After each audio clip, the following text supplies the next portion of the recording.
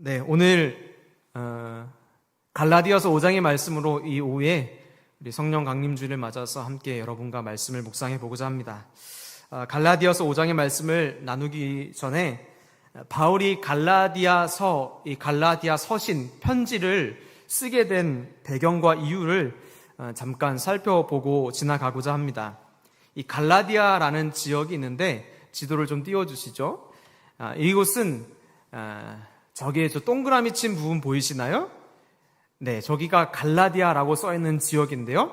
갑바도기아 왼편에 그리고 아시아 비시디아 오른편에 위치한 지역이 이 갈라디아라는 지역입니다. 이 지역은 사도 바울이 1, 2차 전도 여행 중에 거쳐갔던 곳이며 많은 환난과 핍박을 경험했던 장소인데 하나님께서 오히려 그 속에서 은혜를 주셔서 이 갈라디아 지역에 많은 교회들을 세우게 되었어요.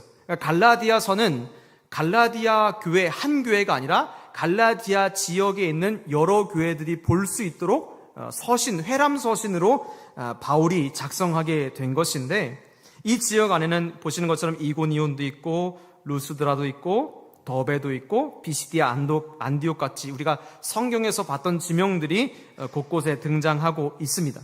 이 땅들은 비옥한 땅이고 당시의 무역의 중심지였고 그렇기 때문에 많은 사람들이 모여들고 서로 오고 가며 왕래하고 그러다 보니까 이곳에 유대인들도 적지 않게 살고 있었던 장소가 바로 이 갈라디아라는 장소예요. 갈라디아서 4장 13절에서 14절 말씀 보니까 내가 처음에 육체의 약함으로 말미암아 너희에게 복음을 전한 것을 너희가 아는 바라. 너희를 시험하는 것이 내 육체에 있으되 이것을 너희가 업신여기지도 아니하며 버리지도 아니하고 오직 나를 하나님의 천사와 같이 또는 그리스도 예수와 같이 영접하였도다. 이렇게 기록하고 있어요. 바울이 갈라디아에 있는 교회들을 만났을 때 그 첫 기억을 떠올리면서 이야기하는데 그때 당시에 이 바울이 이 갈라디아 지역을 전도여행으로 지나가고 있을 때 몸이 매우 약해지고 아픈 상태였다는 것을 우리가 짐작할 수 있죠. 몸이 굉장히 아프고 힘든 상황이었음에도 불구하고 그리고 동시에 고난과 핍박도 있었으니 바울이 얼마나 힘들고 어려웠겠어요. 그런데 하나님께서 이 갈라디아에 복음이 전해지게 하시고는 갈라디아 성도들로 하여금 바울을 어떻게 여기게 하셨느냐면 하나님의 천사처럼 예수님 대하는 것 같이 바울을 선대하고 환대하는 역사를 경험하게 하셔서 바울의 마음에 아주 큰 위로를 경험하게 하셨어요. 내가 이렇게 아프고 고난 중에서도 하나님이 이 성도들을 통해서 나를 존귀하게 여겨주시고 선대해 주신다는 것을 경험했던 특별한 위로가 있었던 지역이에요. 그래서 바울이 성도들의 환대에 힘입어서 복음을 힘있게 전했고 많은 사람들이 예수님을 믿고 복음을 영접하는 놀라운 역사가 일어났던 지역이 바로 갈라디아였습니다. 그런데 이제 이게 갈라디아 지역을 이렇게 지나가고 전도 여행한 후에 이 갈라디아 지역에서 몇몇 소식이 바울의 귀에 이렇게 전해지기 시작했어요. 이상한 소식이었는데 바울을 천사처럼 여겼던 그들이 바울을 미워하고 비난하고 바울에게 들었던 복음이 아니라 다른 복음을 성도들이 나누기 시작했다는 소식이 바울의 귓가에 들려지기 시작한 거예요. 그래서 바울이 이게 무슨 일이야 하고 급하게 사람들을 통해서 이 갈라디아 지역에 지금 무슨 일이 일어나는지 문제를 파악하기 시작했는데 알고 보니까 어떤 일이 있었냐면 이 갈라디아 지역에 자칭 유대인 율법 교사라 하는 이들이 예루살렘에서부터 올라왔는데 이들이 갈라디아 지역 안에 특별히 교회 공동체 안에서 영향력을 끼치기 시작한 거예요. 그리고 이 유대교의 율법에 무지했던 이 이방인 그리스도인들에게 말로 현혹하고 미혹하기 시작했는데 그들이 바울을 통해 전해들었던 복음은 예수 그리스도인데 예수님이 이 땅에 오신 그리스도 메시아가 맞지만 그리스도를 영접하고 난 후에 그리스도인으로 하나님의 백성으로 살아가는 과정에는 그에 걸맞는 법과 규칙이 필요하다라는 이야기를 이 유대인 율법 교사들이 갈라디아 교회 성도들에게 이야기하는 거예요.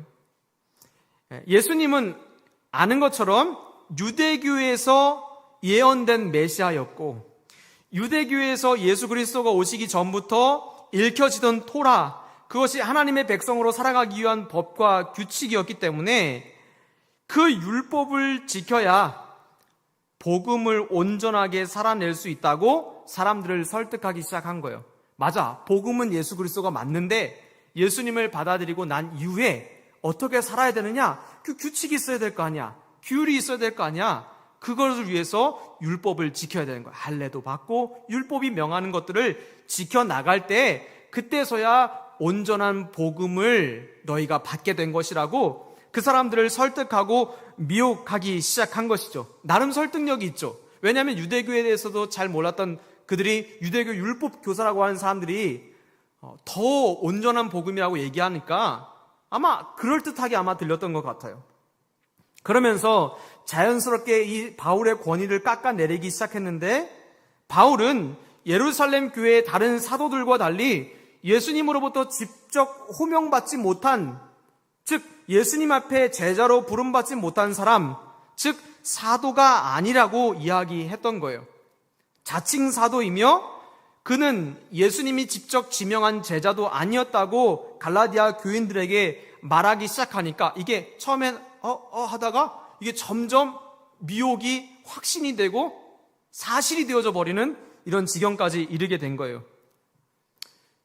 온전한 복음을 가르치지 못한 바울, 이것이 이 갈라디아 교인들에게 인식되기 시작하면서 바울이 하루아침에 뭐가 되었느냐? 사이비가 된 거예요. 사이비. 여러분 한번 생각해 보세요. 어떤 목사님이 예수 그리스도의 복음을 막 열정적으로 선포하고 그리고 하나님 나라를 선포했어요. 그래서 그 선포에 감화되어서 많은 사람들이 예수 그리스도를 믿고 교회 공동체를 이루기 시작했는데, 어느 날 어떤 정통교단에서 나왔다고 하는 어떤 성도님들이 말하기를 그 목사는 정통교단에서 목사로 인정받지 못한 사람이고 그 사람이 가르친 복음은 반쪽짜리야 라고 이야기를 들었을 때 그 교회의 공동체가 느꼈을 그 충격, 이런 것들이 우리가 대략이라도 짐작할 수 있겠죠. 아, 지금 내가 알고 있었던 것들이 제대로 된 복음이 아니었어? 지금 내가 알고 있었던 그 바울이 사실은 제대로 된 사도가 아니었어? 라고 이 이야기를 들으니까 이 갈라디아 교인들이 아주 급격하게 무너지면서 다른 복음으로 넘어가고 있었던 것을 이 바울이 소식을 통해서 듣게 된 것이죠. 이 일련의 문제가 심각하다는 것을 이제 바울이 알았고, 그래서 이 문제를 바로잡기 위해서 썼던 편지가 바로 갈라디아서 편지였던 거예요. 바울은 갈라디아서에서 이렇게 얘기하고 있어요. 4장 9절에서 11절 말씀에, 이제는 너희가 하나님을 알 뿐만 아니라 더욱이 하나님이 아신 바 되었거늘 어찌하여 다시 약하고 천박한 초등학문으로 돌아가서 다시 그들에게 종노릇하려 하느냐? 너희가 날과 달과 절기와 해를 삼가 지키니 내가 너희를 위하여 수고한 것이 헛될까 두려워하노라. 이렇게 얘기하죠. 여기서 초등학문은 무엇일까요? 율법이에요. 율법. 그들은 율법을 지켜야 온전한 복음이라고 얘기하지만 사도 바울은 반대로 얘기하죠. 오히려 너희가 초등학문으로 다시 내려가는 것이다. 너희가 날과 달과 절기와 해, 이거 뭐예요? 율법에 나온 절기와 규칙들, 이런 것들을 다 포함하는 이야기죠. 예수 그리스도를 보내신 분이 하나님이시고 그 하나님은 메시아 오시기 아주 오래전에 모세를 통해 율법을 수여하셨고 그 율법을 지키도록 명령하셨다. 그러니 메시아를 영접한 후에도, 복음을 받아들인 후에도 하나님의 백성답게 살기 위해서는 그 율법을 지켜야 하는 것이 마땅한 것이고 그것이 온전한 복음이라고 말하는 그들의 미혹에 속아 넘어간 갈라디아 성도들에게 바울이 아주 단호하게 얘기하는 거예요. 그것은 온전한 것이 아니라 다시 천박한 초등학문으로 후퇴하는 것이다. 사람이 세상을 사람답게 살아가려고 하는 모든 공간에는요, 규율이 존재하게 됩니다. 이 대한민국이 사람 사는 곳처럼 사람이 사람답게 살기 위해서 뭐가 존재합니까? 규율, 법이 존재합니다. 정관이 있고 규칙이 있어요. 그래서 우리는 이 규칙과 규율을 따라서 나름 사람답게 살아가고자 하는 것이죠. 이와 같이 하나님의 백성도 하나님의 백성답게 살아가려면 법과 규칙이 있어야 된다는 이 말이 얼마나 그럴듯해요. 맞잖아요.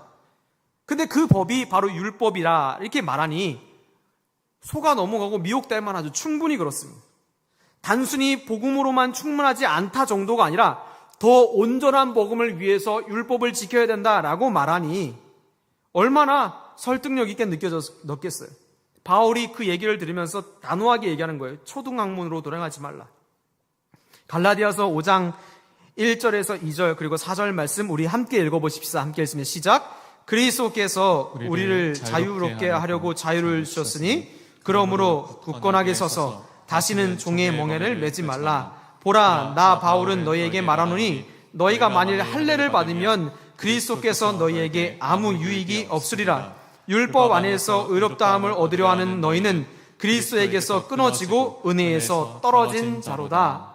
아주 강력하게 얘기하고 있습니다. 단호하죠. 율법을 지키는 것이 온전한 복음의 완성이라고 말하는 그들에게 말합니다.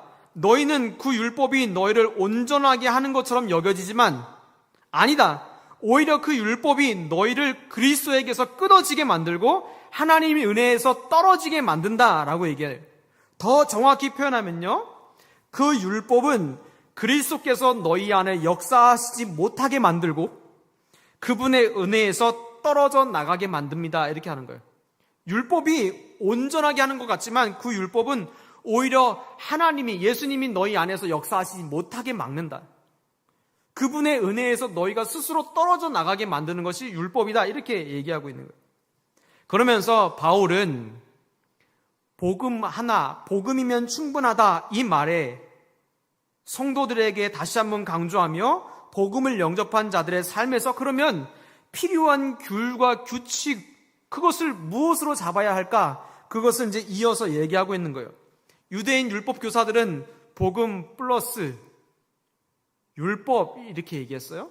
근데 바울은 복음 하나로 충분하되 그 복음을 온전케 하는 역사 속에 반드시 필요한 것을 이야기하는데 그것이 오늘 본문인 갈라디아서 5장 16절입니다. 이것도 함께 같이 읽어보시죠. 함께 읽습니다. 시작. 내가 이르노니 너희는 성령을 따라 행하라. 그리하면 육체의 욕심을 이루지 아니하리라. 이렇게 얘기하고 있습니다.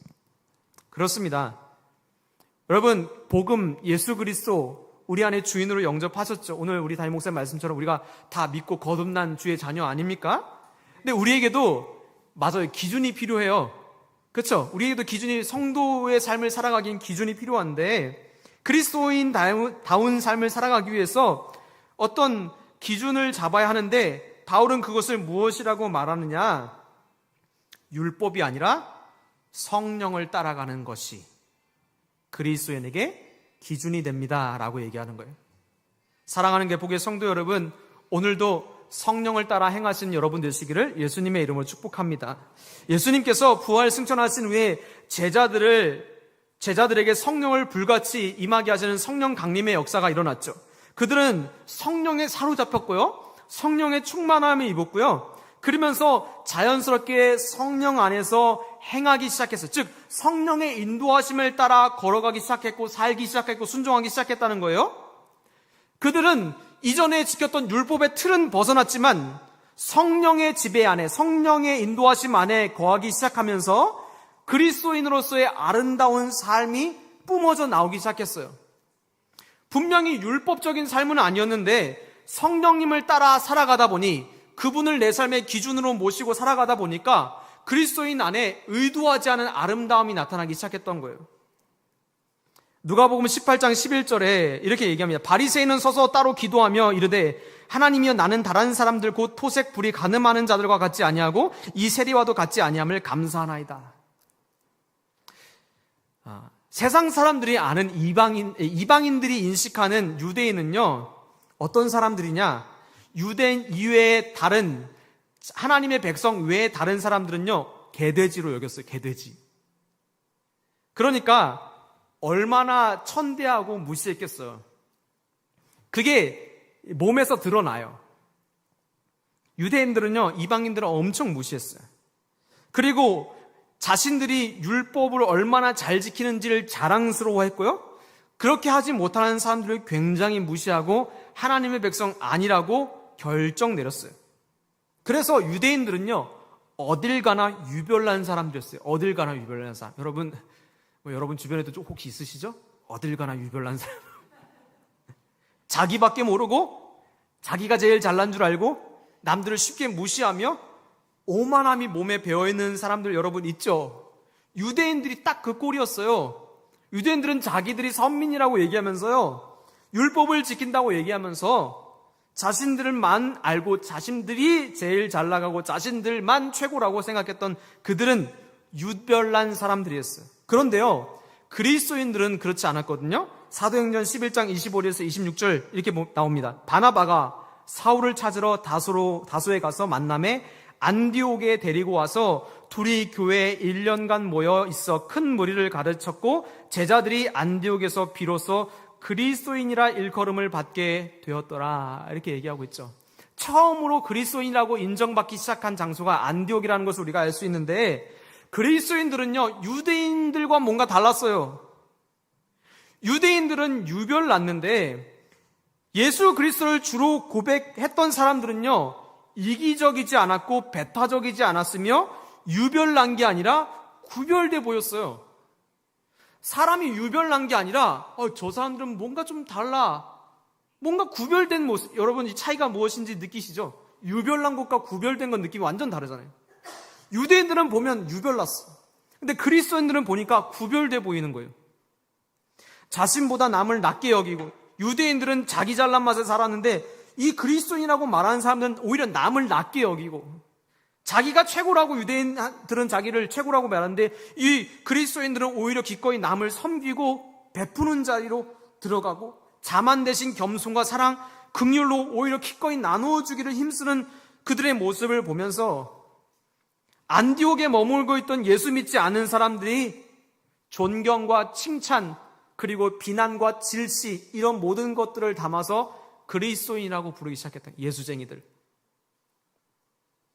이것은 단순히 비난이 아니라 구별되고 다른 삶을 살았던 그리스도인을 향한 존경과 구별됨의 호칭이었던 거예요. 즉, 이방 사람들이 보기에 이스라엘 유대인들에게는 냄새가 났고 그리스도인에게서는 뭐가 났을까요? 향기가 났어요. 율법에 얽매이진 않았어요. 하나님의 법이라는 어떤 율법에, 구약의 율법에 얽매이지 않았는데, 법에 얽매이지 않고 자유한 사람들처럼 보이는데 오히려 그들은 무법한 사람들처럼 보이진 않아. 오히려 그들은 더 질서 있고 남들보다 뭔가 더 큰 기준으로 살아가는 것 같은 아름다움이 믿지 않는 자들에게 풍겨나기 시작했던 거예요. 바울은 갈라디아 교회를 향해서 이렇게 표현하고 있어요. 그 그리스도인의 향기를 갈라디아서 5장 22절 23절 같이 읽어보십시다. 시작. 오직 성령의 열매는 사랑과 희락과 화평과 오래 참음과 자비와 양선과 충성과 온유와 절제니 이 같은 것을 금지할 법이 없느니라. 향기가 나는 거예요. 향기가 났어요. 그리스도인이라는 이 향기가 그리스도인들에게서 나기 시작했는데 그들에게 어떤 향기가 났냐? 사랑이라는 향기, 희락이라는 향기, 화평이라는 향기, 오래 참음이라는 어떤 구별됨, 자비라는 이타적인 모습, 양선, 충성, 온유, 절제. 유대인들에게는 찾아볼 수 없는 아주 아름다운 열매, 아름다운 향기가, 탐스러운 열매가 그리스도인들에게 맺히는 것을 보게 되었던 것이죠. 사도 바울이 얘기하는 거예요. 율법이 온전하는 것이 아니라 성령을 따라 살게 될 때 온전한 열매가 맺히고 그리스도인의 삶에 아름다운 향기가 나타납니다. 이렇게 얘기하고 있던 거예요. 율법으로는 결코 낼 수 없는 향기, 율법을 지키는 자기 의로는 결코 도달할 수 없는 열매, 맺을 수 없는 열매, 자기가 애쓰고 노력하고 완성하려고 애썼던 율법의 노력과 의로는 결코 도달할 수 없는 향기, 그것들이 그리스도인들에게 나타났다 말하면서 율법이 온전하게 하는 것이 아니라 성령을 따라 살아갈 때 여러분이 온전하게 될 것이라고 말씀하고 있는 것입니다. 예수님을 영접했다고 말하지만 성령을 따라가는 삶은 또 다른 문제라는 것을 기억해야 될 필요가 있어요. 복음을 믿고 영접한 이후에 우리가 여전히 내가 원하는 삶의 기준과 방법, 나만의 의, 나만의 기준으로 살아가고 있다면 어쩌면 우리는 하나님의 자녀이지만 남루한 냄새가 날 수 있을 것입니다. 저 사람들은 하나님의 자녀인데 유별나. 오히려 어떤 이들은 저 사람들은 그리스도인인데 참 구별돼. 어떤 소리가 우리 귓가에 들려지고 있을까요? 복음을 만난 그리스도인들은 성령을 따라 살아가는 이들이고 그들의 삶에는 하나님께서 탐스러운 열매, 사랑, 희락, 화평, 오래 참음, 자비, 양성, 충성, 온유, 절제가 맺히게 하시는데 그 열매가 여러분의 삶에 가득 맺히시기를 축복합니다. 우리가 꼭 기억해야 될 것 한 가지가 있습니다. 열매는 맺으려고 애쓰는 자의 것이 아닙니다.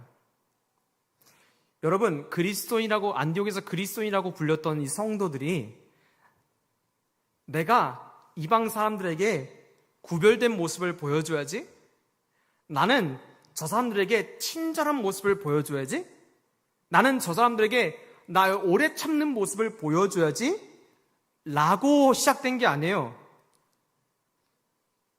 주변 사람들에게 칭찬받으려고 그렇게 행동한 것이 아니라 기준이 뭐였느냐? 성령의 인도하심을 따라 살았더니 향기가 난대요. 나한테서. 사람들이 얘기하는 거예요. 나는 향기 내려고 산 건 아니에요. 그냥 하나님의 성령님의 인도하심 따라 살았는데 나는 뭔가 열매를 맺으려고 한 게 아닌데 사람들은 나한테 열매가 있대 라고 얘기하는 거예요. 내가 막 열매 맺으려고 애쓴 게 아니었어요. 내가 막 스스로 거룩해지려고 막 했던 게 아니에요. 그냥 성령님의 인도하심을 따라 함께 걷다 보니까 어느새 사람들이 내 삶을 보면서 예수님 닮았다고 말하기 시작하는 거예요. 예수님 닮아야지 했던 게 아니에요. 그냥 성령님의 인도하심을 따라 걷다 보니까 사람들이 자기를 그렇게 보아주고 향기가 나고 열매가 있다 말해주기 시작했던 것이죠. 우리는 이것을 늘 조심해야 됩니다. 내가 열매를 많이 맺어야지가 아니에요. 안디옥의 그리스도인들은요, 열매를 많이 맺어야지가 아니라 성령의 인도하심, 성령님을 기준으로 성령님과 함께 걷다 보니 어느새 성령 안에 있던 것들이 내 안에 묻고 담고 드러나게 되었던 거예요. 여러분, 금묵자학이라는 단어 잘 아시죠? 묻게 되었던 거예요. 성령님을 따라 걷다 보니까 성령님의 걸음걸이, 성령님과 함께 얘기하다 보니까 성령님의 생각, 인품, 말투, 사고방식, 성령님의 거룩하심, 아름다움, 사랑, 오래 참음, 그런 성령님이 가지고 있던 것들이 어느새 내 안에 묻어났던 거죠. 사랑하는 개포의 성도 여러분, 성령의 열매를 구하는 것이 아니라 성령님을 따라 사는 삶을 간구하시기를 예수님의 이름으로 축복합니다. 주님, 성령님 인도 따라 가기를 간절히 소원하는 자들에게 하나님을 따라가다 보면, 주님을 따라가다 보면 그에게 어느샌가 열매가 맺히고 향기가 나고 예수님의 구별된 모습이 묻어나게 되어져 있는 것입니다. 요한복음 14장 26절에서 27절, 보혜사 곧 아버지께서 내 이름으로 보내실 성령 그가 너희에게 모든 것을 가르치시고 내가 너희에게 말한 모든 것을 생각나게 하리라. 평안을 너희에게 끼치노니 나의 평안을 너희에게 주노라. 내가 너희에게 주는 것은 세상이 주는 것과 같지 아니하니라. 너희는 마음에 근심하지도 말고 두려워하지 말라 말씀하십니다. 보혜사 성령님께서 우리에게 하신 일들을 이야기하고 있는데, 너희에게 모든 것을 가르치시고, 가르친다 앞에 뭐가 있어요? 모든 것을 가르친다. 또 생각나게 하는데 또 뭐가 앞에 들어있어요? 모든 것을 생각나게 한다. 즉 성령님만이 우리의 삶의 기준이 되며 따라가야 될 모범이 되고 우리가 걸어가야 될 규율이 된다는 거예요. 성령님만이. 율법이 아니고 자기의가 아니고 자기 열심이 아니고 성령님을 추구하고 성령님의 인도하심을 따라갈 때 하나님이 우리 가운데 생각나게 하시고 가르쳐 주시고 인도하여 주셔서 그렇게 가다 보면 어느샌가 의도하지 않았던 열매들이 내 안에서 나고 맺히고 드러나게 하신다는 것입니다. 성령님은 오늘도 저와 여러분의 안에 내주하고 계십니다. 믿으십니까? 예수님을 구주로 영접하고 거듭난 성도들은 모두 성령님이 우리 안에 내주하고 계시죠. 중요한 것은 그 성령님을 외면할 수도 있다는 거예요. 그러나 우리는 다시 우리 안에 계신 성령님을 바라보고 그분을 우리의 삶의 기준으로 삼고 그분의 음성에 귀 기울이며 걸어갈 때 하나님께서 인도하시고 그 인도하심을 한 걸음 한 걸음 걷다 보면 어느샌가 사람들이 당신에게서 유별남이 아니라 구별됨이 보입니다. 당신에게서 자만심이 아니라 겸손함이 보입니다. 당신에게서 배타적인 모습이 아니라 이타적인 모습이 보여요. 당신은 어느샌가 예수님을 닮아 있습니다. 라는 칭찬을 의도하지 않았는데 듣는 거예요. 내가 예수님 닮아야지. 내가 예수님 닮아서 사람들에게 칭찬받아야지. 이게 아니죠. 걷다 보니, 함께 살다 보니, 그분의 음성을 듣다 보니 성령님과 함께 열매를 누리고 향기를 함께 공유하게 되었던 것입니다. 사랑하는 여러분, 축복합니다. 성령 감림절을 지난 이제부터 여러분의 삶 가운데 오직 성령의 인도로 따라 걸어가시게 되시기를 축복합니다. 성령님께 귀 기울이시기를 축복합니다. 거듭난 성도의 삶에 예수님의 음성에 귀 기울이는 것이 너무 중요합니다. 그분의 음성을 따라가는 것이 너무 중요합니다. 우리에게 기준은 율법이 아니고 성령님이십니다. 성령님의 음성을 듣는 것이 고로 너무 중요합니다. 하나님의 음성을 듣고 따라가는 자들에게 하나님은 가장 아름다운 향기가 나게 하신다는 것을 믿으며 이 땅에서 의도하지 않아도 주님을 닮은 아름다운 주님의 자녀들 다 되시기를 예수님의 이름으로 축복합니다. 우리 함께 이 찬양 부르고 함께 잠시 기도하겠습니다. 오늘 이곳에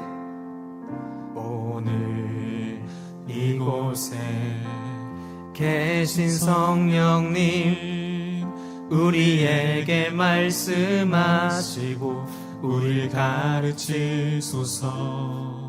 닫힌 우리 맘 열어주시고 주의 빛으로 밝혀 우릴 인도하소서. 주님보다